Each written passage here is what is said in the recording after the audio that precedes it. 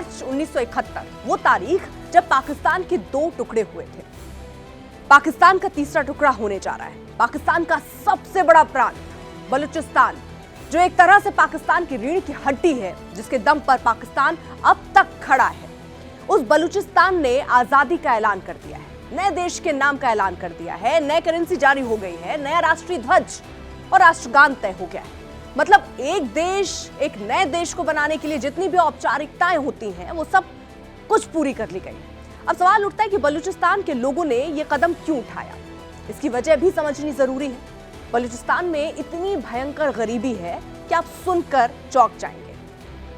वहां की करीब 47% आबादी गरीबी रेखा के नीचे, और यह आंकड़ा हर साल दर साल बढ़ता जा रहा है। ये आंकड़े खुद पाकिस्तान के, ना वहां रोजगार है, ना अच्छे स्कूल है, खाना तो छोड़ दीजिए, पीने का साफ पानी तक लोगों को नसीब नहीं होता। 85% आबादी बिना साफ पानी के भगवान भरोसे एक एक दिन काट रही है, और इसके खिलाफ आवाज उठाने पर अत्याचार ऐसा होता है कि अंग्रेजों की ब्रिटिश हुकूमत भी शर्मा जाए। बलूचिस्तान के कई ऐसे वीडियोस दुनिया के सामने आ चुके हैं जिसमें आंदोलनकारियों को खड़ा करके एक लाइन से गोली मार दी गई। पाकिस्तानी सेना के खिलाफ आवाज उठाने वालों के घरों में घुसकर उनकी बहन, उनकी बेटियों को दिन दहाड़े उठा लिया जाता है। पाकिस्तानी हुकूमत के खिलाफ आवाज उठाने वालों में एक करीमा बलोच भी है। ये चेहरा याद होगा, गौर से देखिए आप। करीमा बलूचिस्तान में पाकिस्तानी सेना के खिलाफ आवाज उठाने वाली एक्टिविस्ट थी। 2016 में इन्हें दुनिया की 100 प्रभावशाली महिलाओं की लिस्ट में शामिल किया गया था, लेकिन इनका अंजाम क्या हुआ? कनाडा में ये मृत पाई गई। आरोप पाकिस्तानी एजेंसियों पर लगे कि पाकिस्तानी एजेंसियों ने करीमा को मरवा दिया, लेकिन कहते हैं कि पाप का घड़ा एक ना एक दिन जरूर भरता है। तो पाकिस्तान का वो समय आ गया है। पाकिस्तान के सामने एक नहीं, आजादी के लिए 3 फ्रंट खुल गए। पहला बलूचिस्तान, और दूसरा खैबर पख्तूनख्वा, और तीसरा पाकिस्तान के कब्जे वाला कश्मीर यानी पीओके। पीओके में तो आवाम परमानेंट सड़कों पर उतर आई है। मुजफ्फराबाद को घेरने का प्लान तैयार हो रहा है। ये पीओके की सबसे ताजा तस्वीरें हैं जो आप देख रहे हैं, जहां पर ये देखिए, ये 3 मोर्चे पर किस तरह पाकिस्तान के टुकड़े होने के आप तय है, क्योंकि हम लगातार देख रहे हैं किस तरह के हालात वहां पर बने हुए हैं। ताजा तस्वीरें जरा आपको दिखाई स्क्रीन पर। हजारों लोग पाकिस्तानी सेना के खिलाफ आजादी का झंडा लेकर अब सड़कों पर उतर चुके हैं। सड़कों पर ही डेरा डाल लिया है। इन सारे हालात को लेकर अब पाकिस्तान की सेना वहां के नेताओं के टारगेट पर आ गई। मौलाना फजलुर रहमान को जानते ही होंगे आप, डीजल मौलाना के नाम से फेमस है। वो खुद मान रहे हैं कि बलूचिस्तान अब पाकिस्तान के हाथ से निकल चुका है, तो अब अख्तियार नहीं रह गया है बलूचिस्तान में पाकिस्तान।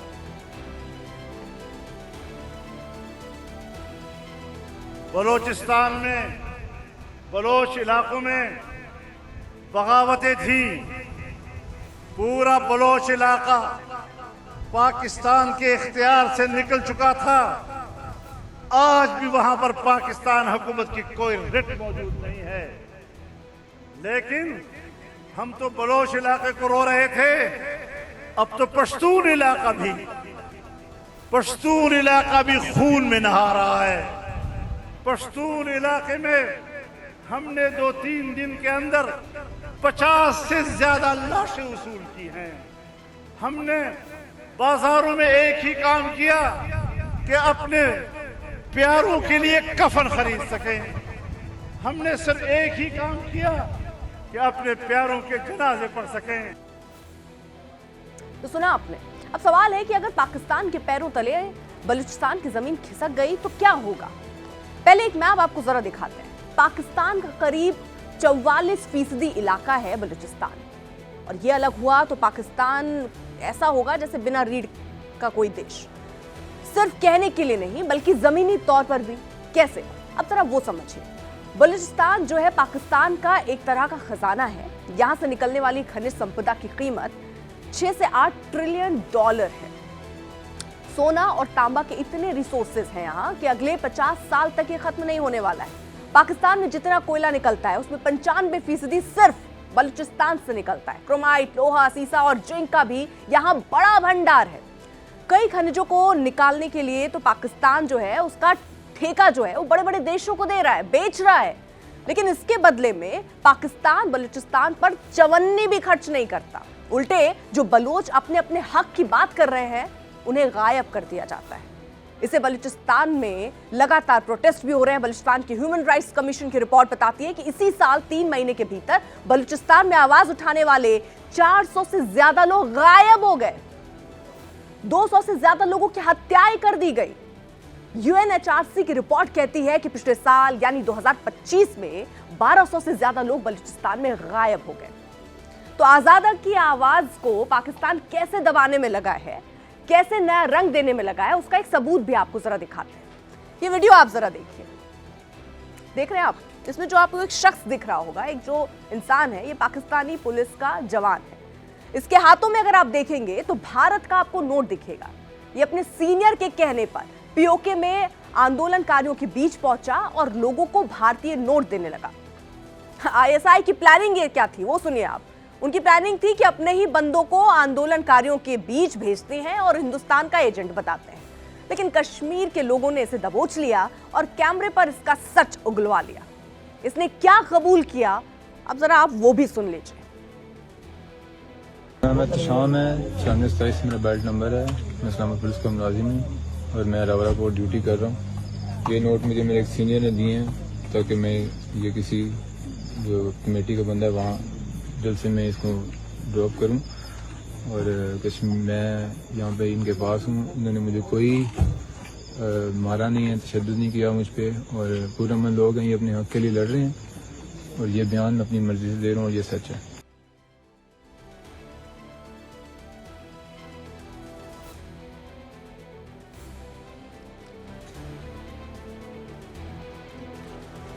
तो ये देखा आपने किस तरह के हालात बने हुए हैं, पाकिस्तान किस तरह से वहां पर हरकतें कर रहा है और एक बार फिर से पाकिस्तान जो है वो बेनकाब हो रहा है। चलिए सीधे डिबेट की शुरुआत करते हैं। खास मेहमान हमारे साथ जुड़ चुके हैं, उनका तारुफ आपसे करा दें। Colonel RSN Singh, defence expert, वो हमारे साथ इस वक्त जुड़ चुके हैं। बिलाल बलोच, फ्रांस से बलोच पत्रकार हैं, वो हमारे साथ इस वक्त जुड़ चुके हैं। डॉक्टर इरशाद अहमद खान, नेता हैं पीएमएल के पाकिस्तान से, वो हमारे साथ हैं। शब्बीर चौधरी, लंदन से united Kashmir people's national party के नेता हैं, वो हमारे साथ हैं। और आजू काजमी, जो कि आप जानते हैं पाकिस्तानी पत्रकार हैं, वो हमारे साथ हैं। सबसे पहले इरशाद अहमद खान साहब, आप तो कश्मीर की लड़ाई करते हैं, जो मिला है आपको वो तो संभल नहीं रहा है आपसे। बहुत शुक्रिया जी। हम तो अपने मुल्क के लिए, अपने वतन के लिए जान कुर्बान करते हैं और इस मुल्क के लिए लड़ते रहेंगे और इसकी खुशहाली के लिए, इसके लोगों के लिए, इसमें अमन के लिए, शांति के लिए लड़ते रहेंगे। और जितनी भी दुश्मन कुव्वतें हैं पाकिस्तान की, पाकिस्तानियों की, उनको सबक सिखाना हमने इसके लिए अलम उठाया है पाकिस्तान के नाम पे। क्योंकि मैं ये कहता हूँ कि अमन का नाम पाकिस्तान, सबसे पहले पाकिस्तान, पाकिस्तान जिंदाबाद। जितना मर्जी प्रोपेगेंडा, जितना मर्जी आप हमारे अच्छा, ये अमन की बात जब आप कह रहे हैं आपको शर्म आ रही है? आप सुनिए, अमन की जब आप बात कर रहे हैं तो थोड़ा सा हिचकिचा रहे, शर्म आ रही है अंदर या नहीं आ रही, या बेशर्मी के साथ आप ये बात कर रहे हैं? चाहता हूँ, मुझे सुनिए ना, मुझे सुनिए। आपने मुझसे सवाल किया, मैं आपको शर्म भी दिलवाऊंगा और आपको पानी में डुबा करके जाऊंगा यहाँ से। क्यों? क्योंकि आपने भी एक अलम उठाया है पाकिस्तान को बदनाम करने का, आपने भी एक अलम उठाया है पाकिस्तान के खिलाफ प्रोपेगेंडा। चलिए सर, क्योंकि आप ना फिर फालतू बात करेंगे उससे कुछ होगा नहीं। मैं जरा डेटा पे आधार पे बात करती हूं। मैं सर पाकिस्तान में जिस तरह के तीन, सुन लीजिए पहले सर, 3 मोर्चे पर जिस तरह आपका पाकिस्तान घिरा हुआ है, हर कोई आजादी की मांग कर रहा है। यहाँ पर सर बलूचिस्तान की हालत देखिए जरा आप। 2026 में कितने लोग लापता हुए? जनवरी 2026 में 107 लोग लापता हो जाते हैं, 78 लोगों की हत्या हो जाती है। फरवरी 2026 में 234 लोग लापता हो जाते हैं, 80 से ज्यादा हत्याएं हो जाती हैं। मार्च में 2026 में 65 लोग लापता हो जाते हैं, 50 हत्याएं हो जाती हैं। 3 महीने में कुल 406 लोग लापता हो जाते हैं। कहां जा रहे हैं सर ये? 1200 से ज्यादा गुमशुदगी है, कम से कम 75 इसमें महिलाएं और बच्चे गायब हैं। ये यूएनएचआरसी की रिपोर्ट है सर डेटा पे, और इस पर बात करते हैं ना। ये सब क्या हो रहा है? लोग गायब हो रहे हैं सर, 12,000 लोग बलूचिस्तान में अभी तक गायब हो चुके हैं। बात कर रहा हूँ कि देखें, ये जो ट्रेन के हादसे हो रहे हैं, जो दहशतगर्दी हो रही है, जो दहशतगर्द पकड़े जा रहे हैं, ये वो लोग, उन लोगों की लाशें मिलती हैं जो मिसिंग पर्सन कहलवाते हैं अपने आप को, जो इल्जाम लगाते हैं मेरे आर्मी पे, मेरे इदारों पे, मेरे एजेंसियों पे, वो दहशतगर्दी में इन्वॉल्व हैं, उनके सबूत है हमारे पास, उनके सबूत है कि हिंदुस्तान से कैसे उनको फंडिंग हो रही है, कैसे असला अभी मिल एक रहा है, सबूत की बात की ना, जरा अफगानिस्तान में जाके अंकित ये हिंदुस्तान के वीडियो लाके दिखाइएगा साथ उनको में ट्रेनिंग जिसमें दे किस रही है। तरह इंडियन रुपीज रखकर जेब में घूम रहा है। ये सबूत, आप सबूत कह रहे हैं ना, आप सिर्फ ये कहते देखें, हैं ये भी सर, दिखाइए ना। आप सिर्फ कहते हैं, हिंदुस्तान दिखाता है और यहीं आप मुंह की खाते हैं। दिखा दीजिए आप जरा झूठ अंकित। दिखाते हैं, हम और सच एक सेकंड बताते जरा हैं। बाइट भी सुन आप लीजिए झूठ सर, सुन दिखाते हैं, हम लीजिए, सच सुन लीजिए बताते हैं। सर, देखिए, इसीलिए चीख-चिल्लाहट दिखाइए, करते हैं आप। सुनाइए जरा इनको। इसीलिए हाँ, चीख-चिल्लाहट मानने करते को हैं कि हम तैयार सच नहीं होंगे, बोलते ये हैं, आप सुनाइए। झूठ बोलते हैं। ये देख रहे हैं सर, इंडियन रुपीज लेकर घूम मैं रहा है ये देख रहा हूं, शख्स, क्योंकि इसको भी आप मैं कह दीजिए देख रहा हूं कि साजिश है ये। मैं ये कह रहा हूं कि ये भी झूठ का सुनिए जरा क्या प्रोपेगेंडा रहा है, कि जब मेरी इसको आर्मी पकड़ा गया तो क्या कह रहा है वो सुनिए, सुनिए पहले, सुनिए शांति से सुनिए। मैं शाम है 9627 मेरा बेल्ट नंबर है, मैं इस्लामाबाद पुलिस का मुलाजिम हूँ और मैं रावरा कोर्ट ड्यूटी कर रहा हूँ। ये नोट मुझे मेरे एक सीनियर ने दिए हैं ताकि मैं ये किसी जो कमेटी का बंदा है वहाँ जल्द से मैं इसको ड्रॉप करूँ। और कुछ मैं यहाँ पे इनके पास हूँ, इन्होंने मुझे कोई मारा नहीं है, तशद्दुद नहीं किया मुझ पर, और पुरअमन लोग हैं, ये अपने हक़ के लिए लड़ रहे हैं और ये बयान अपनी मर्जी से दे रहा हूँ और ये सच है। सुन लिया सर आपने?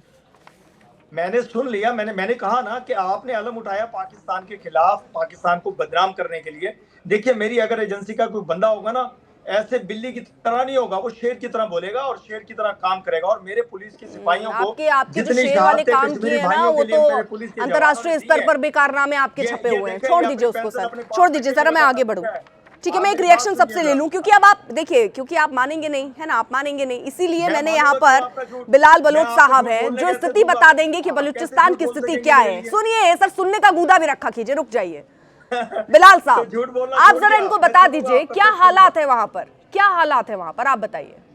मैं इस मौसूब को ये बता दूं, एक शेर था, ऐसा ही शेर था, शेर की तरह आया था जिसने फातिमा जना को, जो आप लोगों की मादरे मिल्लत थी, उनको इंडिया का एजेंट करार दिया था। शेर था एक और भी शेर था, उसका नाम नवाज शरीफ था। नवाज शरीफ था, वो टीवी पे आके आपकी फौज के लिए कहता था, ये वतन तुम्हारा है, हमें ख्वाह इसमें। ये आपके शेर थे, ये आपका लीडर नवाज शरीफ था, जिसको आज आप डिफेंड कर रहे हो। हम वक्त नहीं भूले हैं। आप लोगों का यही रवैया है कि आपके यहाँ बकरी भी चोरी हो जाए, आप पैसे देख के बेचते हो कि इसको दिखाना है इंडिया। ये बात क्या मेरे बच्चों को इंडिया अगवा कर रही है? क्या मेरे मारंग साहिबा जो बच्चों को लेके गई थी आपके इस्लामाबाद, क्या किया मारंग ने किया क्या? अरे शाह साहब सुन लीजिए हाँ। डेकोरम सर, अरे शाह साहब की आवाज कम कीजिए, कौन सुन रहा है आज की डेट में पाकिस्तान को? हाँ, मैं ये कह रहा हूँ, ये इसी तरीके से बदयानती फैलाते हैं और इस तरीके का बयानिया और झूठ फैलाते हैं। मारंग साहिबा इनके पास गई थी, वो सिर्फ उनके हाथ में कुछ भी नहीं था, उसके हाथ में सिर्फ कलम और जुबान थी। बड़े शाइस्तगी से कहता था मेरे बच्चे किधर हैं। इन्होंने, इनकी फौज ने जो इनको लाए हैं, जो उनको जिता के लाए, जो इनकी नवाज शरीफ को, शहबाज शरीफ को जिता के लाए हैं, उन्होंने हमारे बहनों पर, बेटियों पर, माओं पे गंदा पानी फेंका। और आज भी मारंग साहिबा को without any fair trial, amnesty ने कहा है, यूनाइटेड नेशन ने कहा है, और जितने बहुत बड़े बड़े इदारे हैं, बिलाल साहब, सब कहा है कि कोई फेयर ट्रायल नहीं हुआ है। उसके बरक्स ठीक है बिलाल साहब, मैं ये जानना चाह रही हूँ इस समय स्थिति क्या है, क्योंकि देखिए अब मीर यार बलोच साहब हैं, ये दावा कर रहे हैं कि 85% बलूचिस्तान जो है वो आज़ाद हो गया है। वो ये कह रहे हैं कि हमारे देश का नाम रिपब्लिक ऑफ बलूचिस्तान है, 85% हमने नियंत्रण कर लिया है, हमने नया राष्ट्रीय ध्वज, राष्ट्रगान, नई मुद्रा जारी कर दी है, अपना राष्ट्रीय गान भी ले आए हैं, नई करेंसी भी वो बता रहे हैं। तो ये सब क्या चल रहा है, मतलब ऐसे कैसे आप हाँ क्लियर है। मैं पहले भी कह चुका हूँ, 1000 बार अभी भी कहता हूँ, Balochistan on point of no return पे पहुंच चुका है। वहां पे पाकिस्तानी एस्टेब्लिशमेंट की कोई रिट नहीं है, पाकिस्तानी फौज की कोई रिट नहीं है। वहां पे 5 बजे के बाद हुआ का आलम होता है। वहां पे पहाड़ों से लोग उतरते हैं, जब चाहें जिधर चाहें किसी भी रोड को बंद कर दें, किसी भी का ताने पे कब्जा कर लें। ये सिर्फ एक इलाका है, कोयटा तक महदूद हो चुके हैं, वहीं पे इनके प्राइम मिनिस्टर जाते हैं। और जिस दिन जाते हैं, हमें सबको पता है क्या होता है, सबको पता होता है। उसी के बरक्स यहाँ इनकी कहीं पर भी रेट नहीं है। मैं इन साहब को चैलेंज करता हूँ, ये पीओजेके में अभी भी 30 दिन से लोग वहां पे, अभी आपको हमारे साहब जो बैठे हैं वो बताएंगे वहां पे क्या हालात हैं, वो भी दुनिया को नहीं दिखा रहे। तो इस तरह झूठ से आप लोग बच नहीं सकते। जिस तरीके की झूठ आपने 1971 में कहा था, अपने लोगों को कह रहे थे कि पाक फौज आगे बढ़ रही है नुसरत फतेह उल करीब, पर आप पता चला कि आपने दुनिया का सबसे बड़ा सरेंडर इंडिया के सामने किया। आज वही सिचुएशन आपके साथ है। आपने मीडिया को अपने साथ मिलाया हुआ है, पंजाब के जर्नलिस्टों को, पंजाब के इंटेलेक्चुअलों को इनसे झूठ बोलने, बुलवाने, पेश करने, बयाने कुछ नहीं होगा। दुनिया देख रही है कि आप लोगों के क्या हालात है। अभी भी मैं आपसे बात कर रहा हूं, नहीं, सर मैं एक छोटी सी चीज, क्या आप ये क्लियर कर सकते हैं कि ये सब जो अभी दावे किए जा रहे हैं कि 85% बलूचिस्तान जो है हमने कब्जा कर लिया है, क्या ऐसा है? वहां एक अलग मुल्क चल रहा है क्या अपने हिसाब से? बिल्कुल चल रहा है। मैं इसको कहता हूं मुझे आके दिखाओ तो सही, 5 बजे के बाद बसें नहीं चलती। हाँ ठीक है 5 बजे के बाद शबीर जी ठीक है, ये तो देखिए बलूचिस्तान की स्थिति है ना सर। इरशाद साहब सुनते रहिएगा आप जरा। शबीर साहब बताइए क्या स्थिति है पीओके की? अच्छा, बहुत मेहरबानी जनाब, आपने मुझे मौका दिया। सबसे पहले तो मैं ये कहना चाहूँगा, करीमा बलोच का आपने जिक्र किया, मैं उसको ज़ाती तौर पर जानता हूँ। इंतहाई डिसेंट खातून थी, उसको बेदर्दी से मार दिया गया। मैं रंग बलोच का जिक्र आया, वो लड़ने के लिए नहीं आई थी, पैदल चल कर आई थी, औरतों को, बच्चों को, ख्वातीन को लेकर आई थी कि आपसे हमारे साथ बात करें, बताएं कि हमारे बच्चे किधर हैं, हमारी जो ख्वातीन हैं वो बेवा हैं या अभी उनके वो खामद जिंदा हैं। वो पूछने आए थे, मुज़ाकरात करने के लिए आए थे, लेकिन इन्होंने मुज़ाकरात करने से इनकार कर दिया। मीडिया के किसी एक आदमी ने भी उनकी कोई तस्वीर नहीं दिखाई, किसी ने भी उनसे बात नहीं की, और खाली ये कह देना कि पानी फेंका था, ये बात नहीं है। दिसंबर की रातों में जो अब वो सो रहे थे, लेई का गंदा पानी जो है टैंकों में डालकर वहाँ पर फेंका गया। तो मैं बलोच ने ये उसका कसूर ये है, उसने कहा कि आज के बाद कोई भी आदमी बलोचिस्तान से आपके साथ मुज़ाकरात करने नहीं आएगा, फिर आप वही होगा जो आप चाहते हैं। तो वो वही कुछ हो रहा है। आप कहेंगे कि मैरंग बलोच को सजा दे दी है, वो आपने अपने आप को सजा दी है। Now let's come to so called Azad Kashmir. आपने मैडम थोड़ी सी मैं कहूँगा कि करेक्ट करना चाहता हूँ, आपने कहा जी हज़ारों लोग हैं, मैं आपको कन्फर्म करता हूँ 3 लाख लोग इस वक्त जो है ना रावला कोर्ट के इर्द गिर्द जो है एहतजाज कर रहे हैं। 3 लाख आदमी जो हैं, और इनकी जो आर्मी है जहाँ पर गई है, ये मदद करने के लिए नहीं गई, रेंजर्स मदद करने के लिए नहीं गए, मार दाड़ करने के लिए गए, लूट रहे हैं। घरों में जाकर जाते हैं, सोना उठा कर ले जाते हैं, जो है ना कंगन पर औरतों को लेकर चले जाते हैं।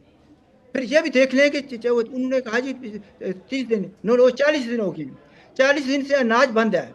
ये तो कुछ तो इसराइल ने भी नहीं किया। और फिर यह है कि दवाइयाँ तक नहीं जाने दे रहे।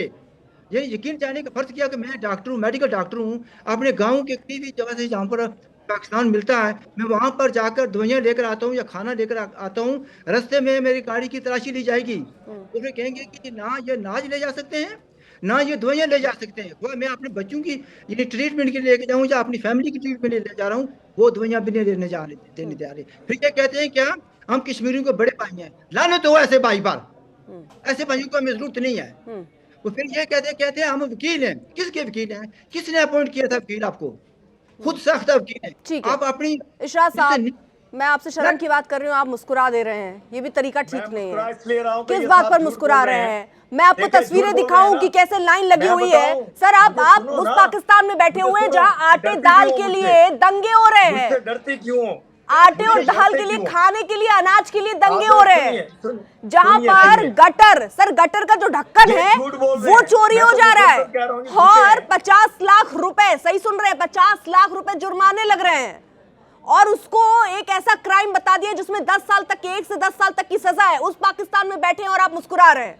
गटर का ढक्कन चोरी हो रहा है, 50 लाख का जुर्माना, हद समझिए आप।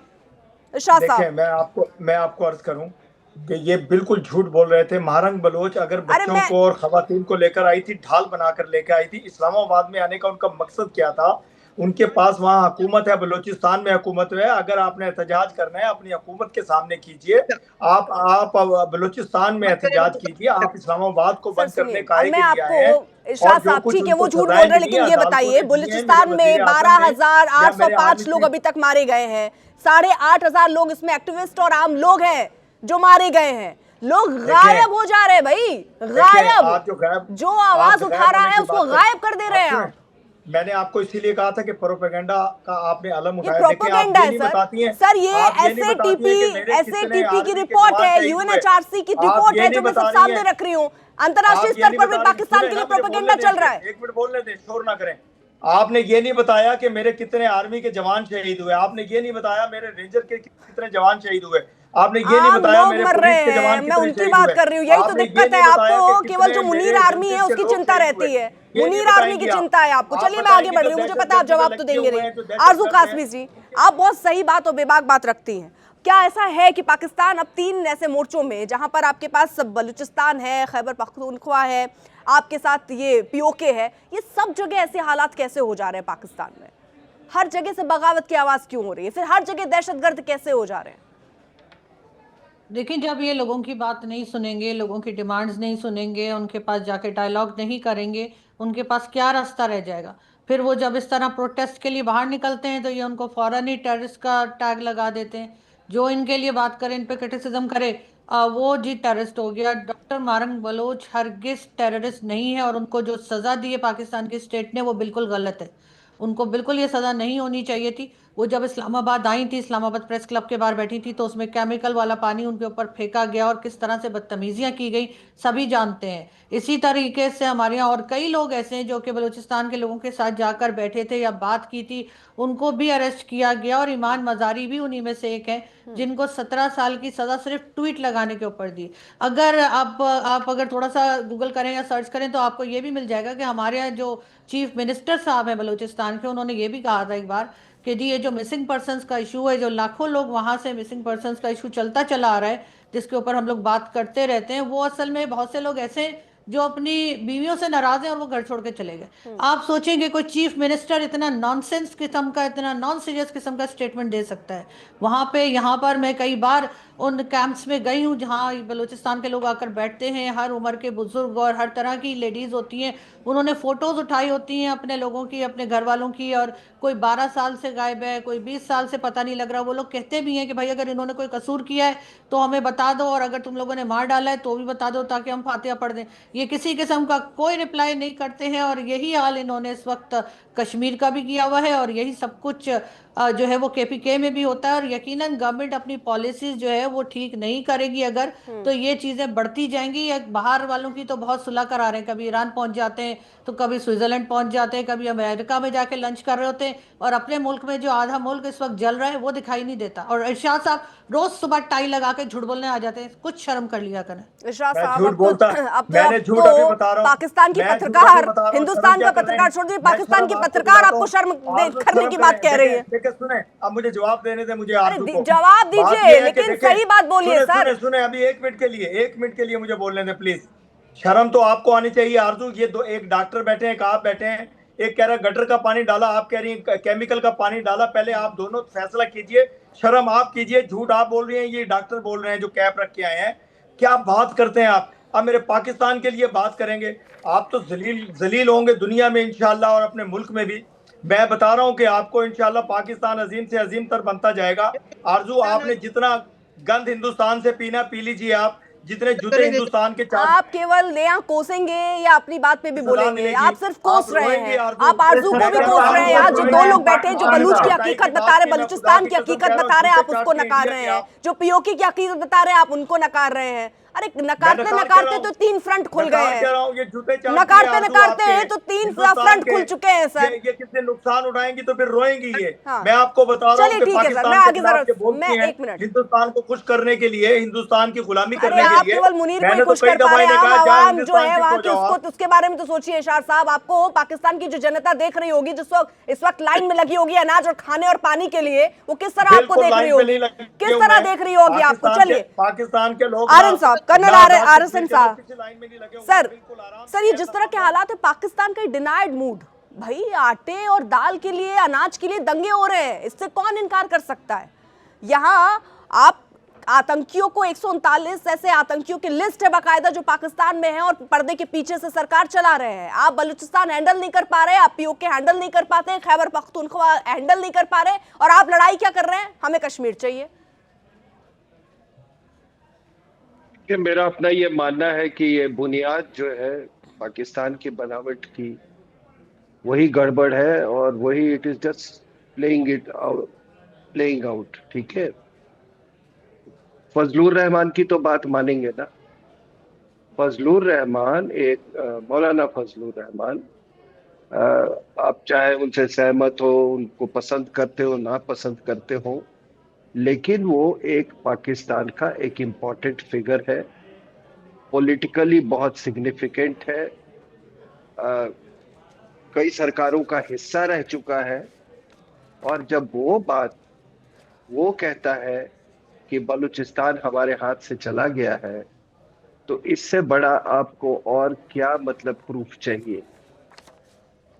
और मैं जब कह रहा हूं कि बुनियादी ये है, जो मसला बुनियादी है, मैं इसलिए कह रहा हूं कि क्या इस बात से इनकार किया जा सकता है कि जो कायदे आज़म थे जिन्ना साहब, क्या वो स्टेट ऑफ कलाट के क्या वो वकील नहीं थे?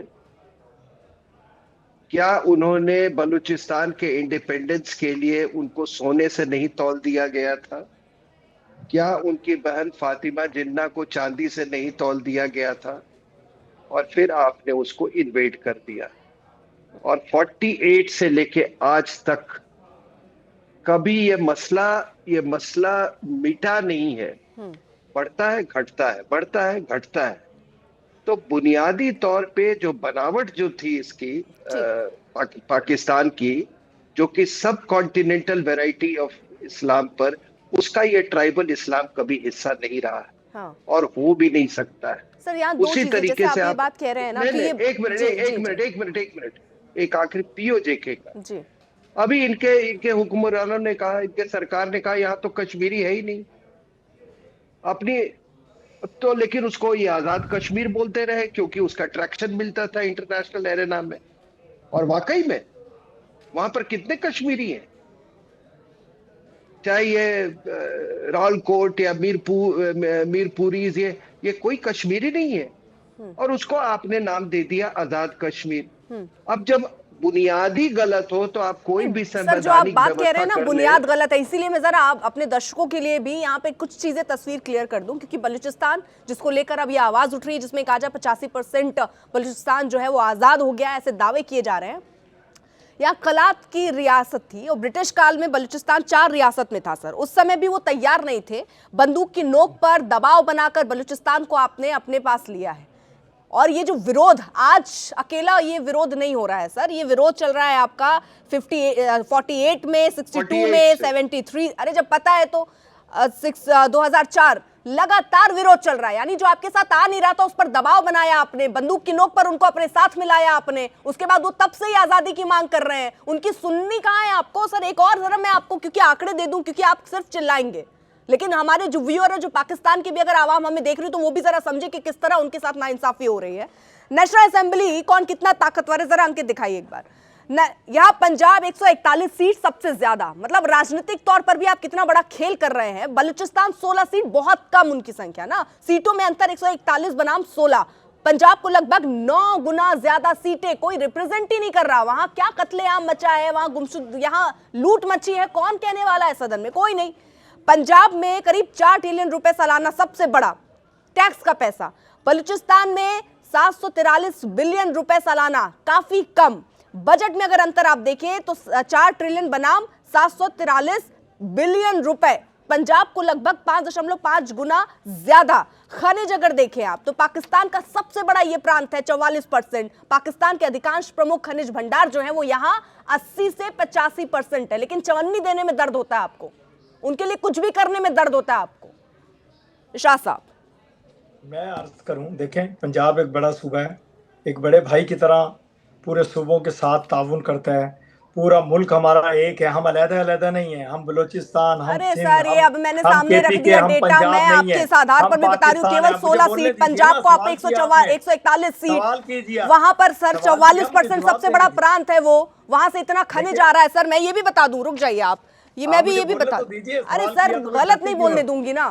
नहीं, कैसे नहीं बोलने दोगी आप? बलूचिस्तान का रेकॉर्डिक क्षेत्र जो है दुनिया के सबसे बड़े सोने और तांबे के भंडारों में से एक है। अनुमानित कीमत 100 अरब डॉलर से अधिक है। सर, बलूचिस्तान की ये रिपोर्ट भी मैं खोल कर रख दूंगी, कितनी जरूरी है, ऋण की हड्डी है, लेकिन आपने माना कभी उसे? मैं आपको अर्ज कर रहा हूं कि हम बलूचिस्तान, सिंध, पंजाब, केपीके नहीं, हम पाकिस्तान है, क्योंकि सबसे पहले पाकिस्तान। वाह। दूसरी बात यह है कि बलूचिस्तान में जो कुछ है पाकिस्तान का है, पंजाब में जो कुछ है हम सब का है, बलोचियों का है, पंजाबियों का है, सिंधियों का है। हम अलग-अलग नहीं, हम एक कौम है, हम एक कौम है, क्योंकि सबसे पहले पाकिस्तान। 91% रेवेन्यू बलूचिस्तान से, 91% रेवेन्यू चीन की कंपनी को मिलता है और 9% पाकिस्तान को मिलता है। देखिए, अब आप अगर इतना बड़ा दिल पाकिस्तान के लिए रख रहे हैं तो 91% पाकिस्तान के लिए रख लेते, 91% तो चाइना के लिए छोड़ दिए हैं, 9% आप पाकिस्तान के लिए रखे हैं। चाइना हमारा असली दोस्त है। अब लीजिए, मतलब वो पाकिस्तान से बड़ा हो गया है वो बलूचिस्तान। अभी तो आप पाकिस्तान की मानता बता रहे हैं कि इतना बड़ा देश है। चाइना से हमारी दोस्ती की आपको बहुत बड़ी तकलीफ है। अरे तकलीफ इसलिए, अरे ये सामने दिख रहा है भाई साहब, 91% मुनाफा, प्रॉफिट, वो सब वो लिए जा रहे हैं, खनिज वो लिए जा रहे हैं। बलूचिस्तान को चवन्नी देने में पेट में दर्द है आपको।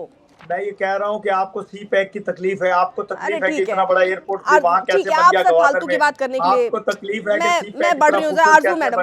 आरजू मैडम, आप क्योंकि एक पत्रकार हैं, वहाँ ये सब चीजें देख रहे हैं, आप ये कह रही हैं कि सरकार को जो कदम उठाना चाहिए सरकार वो कदम नहीं उठा रही है। इसकी वजह से आज हालात ये हैं, बलूचिस्तान की आवाम ना संसद में अपनी बात कह पा रही है, ना उनकी बात वहां सुनी जा रही है। खनिज वो दे रहे हैं, बड़ा क्षेत्र वो है, हालात उनके बद से बदतर है, आवाज उठा तो गायब कर दे रहे हैं, फिर आप कह रहे हैं हम लोकतंत्र है। देखिए, बिल्कुल बलूचिस्तान, अब तो जाहिर है कि इंटरनेट का ज़माना है, वो बात तो छुपाई जा नहीं सकती। तो बलूचिस्तान के हालात बहुत ज़्यादा ख़राब है। अब तो ये तो मौलाना फजलुर रहमान ने भी कह दिया है। पहले उन्होंने कहा था कि कुछ डिस्ट्रिक्ट हैं जो जहाँ पे बिल्कुल गवर्नमेंट का कंट्रोल नहीं है, लेकिन अब बात बहुत आगे जा चुकी है और उसमें डेफिनेटली पाकिस्तान स्टेट की, पाकिस्तान गवर्नमेंट की ही गलती है। जहाँ के लोग हैं, जिनकी ज़मीन है, उनकी ज़मीन से जो कुछ मिलता है अगर आप वो उठाकर बाकी सारी दुनिया में बांट देंगे, कभी आप ब्रीफकेस लेकर ट्रम्प के सामने चले जाएंगे, कभी आप चाइना को दे देंगे, कभी ये जो इरशाद साहब कह रहे हैं कि जी पंजाब में जाता है हम सबको बांटते हैं। भाई, किसी को मिल रहा होता तो लोग बाहर सड़क पे क्यों आते हैं? लोग क्या दिमाग खराब है लोगों का कि सब कुछ मिल रहा है और वो उनके पास हर चीज़ मौजूद है फिर भी वो सड़क पे खड़े हैं? ये ऐसा बिल्कुल नहीं है। बलूचिस्तान को ये बिल्कुल ठीक से ये हैंडल नहीं कर पा रहे हैं और इसी तरीके से इन्होंने जिस एक्टिविस्ट जो थे, उन्होंने जब बात करने की कोशिश की तो इन्होंने उनको अरेस्ट कर लिया। यहाँ तक कि अगर ये ट्वीट लगाने के ऊपर भी अरेस्ट करके 17-17 साल की सजाएं दे रहे हैं, तो आप समझ सकते हैं कि इस वक्त स्टेट की क्या हालत है और वो कुछ भी समझने को तैयार नहीं है। इसी वजह से जो सिचुएशन है वो पहले से और ज़्यादा ख़राब होती जा रही है।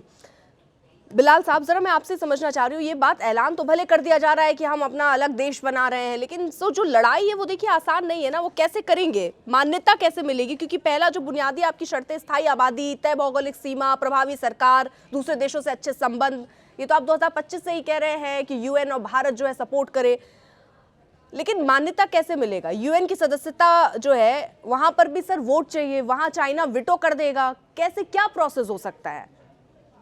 मैडम, मेरे ख्याल में आप भूल रहे हैं, वियतनाम के साथ अमेरिका जैसा सुपर पावर नहीं लड़ सका। वो तो आपस में लड़ रहे थे। ये हमारी अपनी जमीन है मैडम। आप क्या कह रहे हैं कि 21st सेंचुरी में ये बंदूक लेके कुछ प्रोपेगेंडा करके या इस तरह के जितने भी उन्होंने ऑर्गेनाइजेशन बनाए हुए दुनिया में कर सकता है? मेरे घर में बाहर का बंदा आके मेरे सर पे बंदूक रख के मेरे बच्चों को मारे, मेरे वसाइल को लूट के अपने बच्चों को खिलाए, आपके ख्याल में कर सकता है? और दूसरी बात मैं आपको बताऊं, जो बीएलए के जो फ्रीडम फाइटर हैं उनमें और पाकिस्तानी फौज में आपको एक बहुत बड़ा डिफरेंस आज बताता हूं। पंजाब में, या आप आरजू काजमी साहब से भी पूछ लीजिएगा, डॉक्टर शबीर साहब भी इसका जवाब देंगे, पंजाब में किसी को नौकरी नहीं मिलती मास्टरी की, प्राइमरी मास्टर, वो जाकर रंगरूट भर्ती होता है। वो रंगरूट भर्ती होता है, उसको अपने घर पालने के लिए फौज से तनख्वाह लेनी पड़ती है। जबकि दूसरी तरफ ये लोग रंगरूट नहीं है, ये लोग डॉक्टर हैं, ये लोग इंजीनियर हैं, ये लोग पीएचडी के स्टूडेंट हैं और इनमें अभी महिलाएं भी हैं। और ये बात नहीं है कि आज ये जो कुक जो किया है, it has been cooking from the birth of the Pakistan from 1947। ये अब इतना लावा बन चुका है कि हर कोई महिला, हर कोई बच्चा, हर कोई जवान अपनी मादर वतन के लिए, उनके सरों पे अल्लाह अकबर की पट्टी नहीं बंधी है, वो अपनी जमीन के लिए लड़ रहे हैं। और आप क्या समझते हैं, ये तो पाकिस्तानी जो फौज है उसमें तो ये तो अनसिविलाइज्ड है, अनप्रोफेशनल है। मैं अमेरिका की बात कर रहा हूं, वो भी वियतनाम को शिकस्त नहीं दे सका।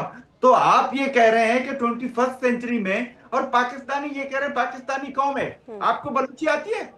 कैसी कौम है? एक छोटा सा रिएक्शन शाह साहब जी, जल्दी सर। हाँ 10 सेकंड। देखिए अभी ठीक है सर, उनको कंप्लीट करने दीजिए। हाँ, सुल्तान मोहम्मद अली ने आपको मजहब के नाम पे ये मुल्क बना के दिया, और आप मुझे बता रहे हैं कि ये कौम है? कौन सी कौम है भाई? ठीक है शाह साहब। कल्चर ठीक नहीं है। आता, आपको बलोच और बलूची का फर्क तक नहीं मालूम, और आप मुझे कौम बना रहे हैं अपना। हाँ, कौम अच्छा। की बच्चों देखें, को कोई मारता है? ठीक है। अच्छा अभी जरा इनका माइक बंद कीजिए, ठीक है, मैं ठीक इनको है। जवाब देना चाहूंगा। ठीक है बिलाल साहब, अभी जवाब अभी लेने जरा दीजिए। खामोश जवाब हो जाइए। शायद मैं इस उम्मीद खामोश के हो साथ जाइए बार बार अभी। शाह साहब के पास जा रही हूँ कि कुछ तो वो ऐसा बोलेंगे जिससे उनकी आवाम को लगे कि हाँ हमारे लिए भी कोई नेता है, हमारे लिए भी कोई आवाज उठाता है। बोलिए जरा शाह साहब।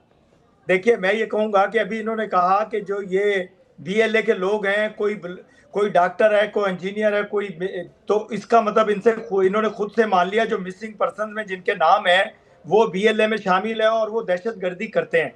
दूसरी बात ये कह रहे थे कि गने लेके हमारे मुल्क पे सवार हो गए। मुल्क नहीं है, एक बहुत खूबसूरत बलूचिस्तान है जो पाकिस्तान का हिस्सा है, और पाकिस्तान है, और उस पाकिस्तान में जो दहशतगर्दी कर रहे हैं वो लोग हैं जिनका इन्होंने नाम लिया कि वो मत्थे पे पट्टी बांधते हैं, कभी कलमा लिखते हैं, कभी अल्लाह अकबर लिखते हैं। तो लिखे हैं, मुसलमान हैं वो, लेकिन जो काम दहशतगर्दी का कर रहे हैं वो मत करें। अरे आप तो सर 2021 में यूएन समेत कई संगठनों ने बलूचिस्तान, जिसको आप खूबसूरत बलूचिस्तान मुल्क बता रहे हैं, बलूचिस्तान बता रहे हैं कि ये वो पाकिस्तान का हिस्सा, अलग मुल्क नहीं है।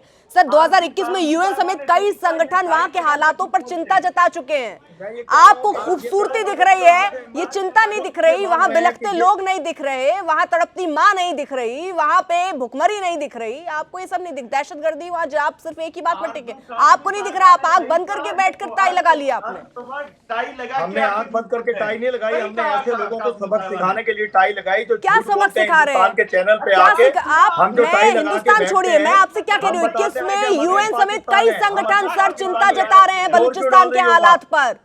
आप लोग यहाँ इतने गैर जिम्मेदारी से बात कर रहे हैं, तो बलूचिस्तान की आवाम ये समझ सकती है कि ये सारे नेता किस तरह की बात कर रहे हैं। वहाँ खाने को नहीं मिल रहा, वहाँ हालात इतने बद से बदतर है। आप बैठकर यहाँ पर इतने अजीम लोग हैं, बलूचिस्तान के लोग, कश्मीर के लोग, पंजाब के लोग, केपीके के लोग इतने बेहतरीन तरीके से जिंदगी गुजार रहे हैं। अंकित कोई अगर वीडियो हो वहाँ पाकिस्तान के हालात की, तो भाई शाह साहब देखिए वहाँ आंख बंद करके शायद बैठते हैं, इनको दिखता नहीं। तो आप क्या है, हिंदुस्तान में जरा टीवी देखिए, टीवी स्क्रीन देखिए, है ना, उसको आप देखिए, उससे आप समझ पाएंगे। है कुछ सर दिखाइए इनको हालात, ये देख रहे हैं आप। ये सर सुनिए, ये शाह साहब टीवी चल रहा है आपके यहाँ, या टीवी के लिए सर लाइट बिजली है क्या वहाँ जो अगर टीवी देख पाए? लाइव तस्वीर है तो मैं मानूंगा आप। नहीं पुरानी तस्वीरें दिखा रहे हैं आप। तो अभी नए में क्या बदल गया, दिखा दीजिए वो तस्वीर। नए में वहाँ पर सोने चांदी बट रहे हैं क्या, वो तस्वीर दिखा दीजिए मुझे। अफगानिस्तान पे हमला कर दिया, वो तस्वीर दिखा दीजिए। आप दिखाते रहे और कहते रहे पाकिस्तान ने। ये देखिए सर, अरे आप खोल कर देखिए सर, आप खोल कर देखिए, ये लाइन लगी हुई है, आटे नहीं है वहाँ, दाल नहीं मिल रहा, दंगे हो रहे हैं सर। ये दिख रहा है, ये तस्वीर दिख रही है। ये पुरानी तस्वीरें दिखा रही हो आप। ये पूरा अभी नई तस्वीर। अच्छा सोना बिक रहा होगा वहां पर, सोने के लिए लाइन लगा होगा, मुझे दिखा दीजिए, मुझे दिखा दीजिए सर। दिक्कत क्या है, देखिए दिक्कत क्या है ना सर, मांगने रुक जाए, समझ गए सर। ये हकीकत वैसे पाकिस्तान हर बार ऐसे ही सामने आया है, लेकिन आज तो आपने और पाकिस्तान की दुर्गति कर दी। मांगने की आदत ने जिसे दुनिया में रुस्वा कर दिया, खुद का घर संभाला नहीं और औरों का बुरा चाहा। आज अपनी ही कंगाली पर रो रहा है वो मुल्क जिसने हमेशा दूसरों की बर्बादी का नक्शा बनाया। देखते रहिए कुछ।